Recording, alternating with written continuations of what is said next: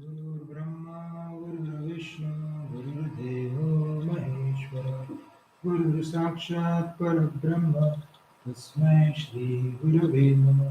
ॐ सहनावतु सहनौ भुनक्तु सह वीर्यं करवावहै तेजस्विनावधीतमस्तु मा विद्विषावहै। Om Shanti Shanti Shanti Hari Om. Let there be peace, let there be peace and love amongst all the human beings of the universe. Let there be peace. Om Shanti Shanti Shanti. We have started the contemplation on the chapter number 20. The chapter name itself is a contemplation of the self. ये self undivided fragmented consciousness पे ही अपने को चिंतन करना है, वही chapter का नाम है।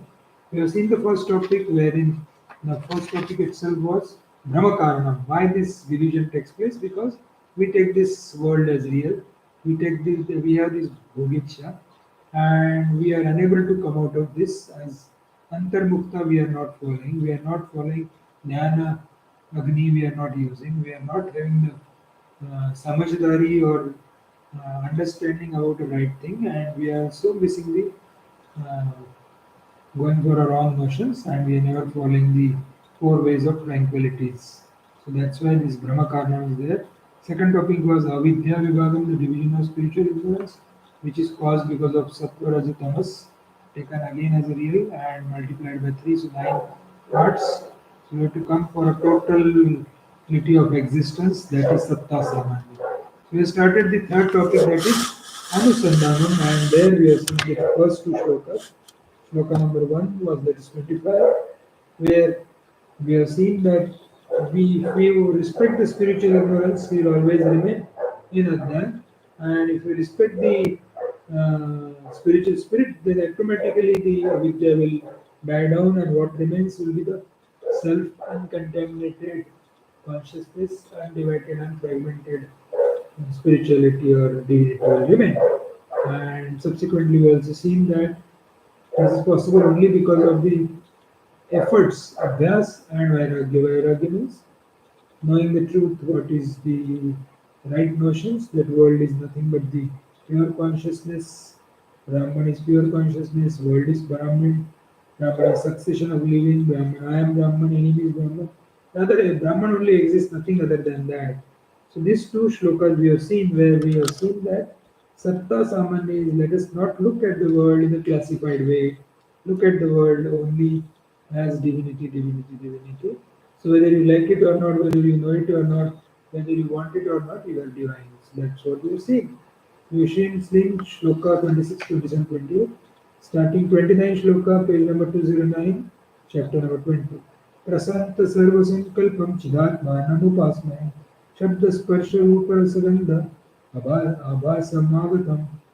We have a disease of doing something. You have to do something or the other. Real spiritual practice is undoing.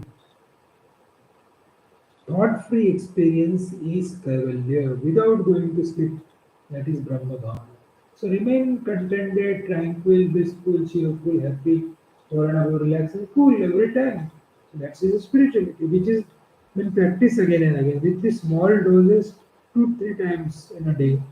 Slowly the mind will remain tranquility. This world is a series of miseries for the ignorant. For the wise man, the world is full of happiness, full of bliss. So where, while happiness, for the student who is prepared for the examination, he knows what to solve. For him, it's happiness. For the students who are not prepared for the exam, it is a misery. So, Shloka number 30. Tarev rahitam shantam chidatmanam upasmaya mahamayam sanyuktam rahitam sarvabhutami kartutve vyapakatartam chidatmanam upasmaya. We meditate on that self, that is a pure consciousness in which all thoughts are ended. So now you have to take the mind in such a way that there are no thoughts. Thoughtless mind itself is a consciousness. We meditate on the self, that is a pure consciousness which has come to appearance through the five senses: sound, form, taste, touch, and smell. Is free from them and is calm. We meditate on the self, that is pure consciousness, which is endowed with great glory, is free from births and non-doer even when there is a possibility of doership. So Remain in the world as a simple and disciplined person, but don't get influenced by misery or by joy. So what is said is a bhavana, Brahma bhavana is told because we have given undue importance to this objective world. Weakness of the sense organs, the appearance of the illusion has come, and if you are able to drop them, the sense organs will not trouble you. It will not be a problem. So remain in the world with Shabda Sparsha Rupa Rasa Gandha, but don't get influenced by that because it is a dream, it is an illusion. So the sense organs, object and sense organ will not burden us anymore. Dropped object, dropped object comes to the sense organ, dropped sense organ comes to the mind, dropped mind by complementary opposites and come to the intellect. Surrender to the God that I and remain in the absolute. Shloka number 31, 32. इति निश्चितं ये सत्ते पदं सुखमावस्थिता मनं मनितिं नन्दनितिं जीवितं मरणं तथा मनस्तेषां तु निरागं तनुपादिगतं भवम् असक्तं मुक्तमाशान्तं परं सत्त्वपदं गतम्.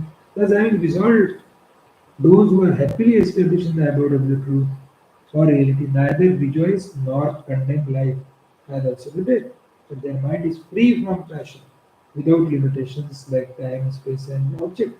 With delusion departed, not attended to the worldly life, liberated, tranquil all around, gone to the highest abode of the pure existence. So their mind remains with the pure absolute existence only. Although associated with all activities, yet there is no doership. I am contemplating on that reality. Although all experiences are going through the mind, but mind is not becoming an experiencer. Experience without experiencer is the truth. Action without the doer is the truth. Knowledge without the knower is the truth. So that's what has been said here. So those who come to this firm conviction, they are abiding in the absolute consciousness, non-specific existence. They are happily in that experience all the time. They are neither appreciating nor condemning life or the death. They are always abiding in their own blissful self. No joy and not to get sorrow.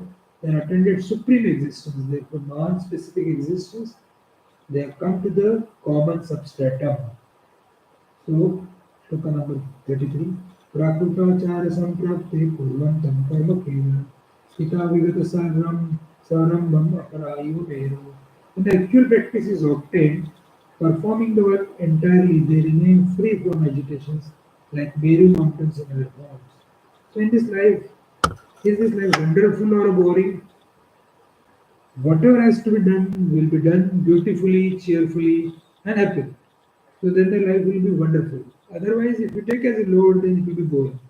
They are doing all these activities of work. Whatever the karma needs, they will do it without planning. I have to do this or I don't have to do this. You can't improve the world, you can't destroy the world. When you have to do the karma, do it without any sankalpa or vikalpa. They are steady like Meru Parvat, very firm, fully established in absolute truth. This is how the Brahma Bhavana is there, and it is not doing a Brahma Bhavana.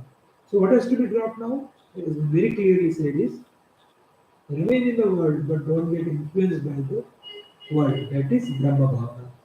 Remain with all relations or possessions, whatever you are there, but mind you should always have tranquility, peacefulness, and cheerfulness. Mind should be always contented. Always we have to see that most important thing is to be given importance is peace of mind. So if the peace of mind is achieved under all situations, then you remain with the absolute, you remain with the self, you remain with the undivided consciousness, and that is absolute truth with this purpose. Om Purnamada Purnamidam Purnat Purnamudachyate Purnasya Purnamadaya Purnamevavashishyate. Om Shanti Shanti Shanti Hari Om Tat Sat. Sri Ramachandra Prabhu. Something that line first.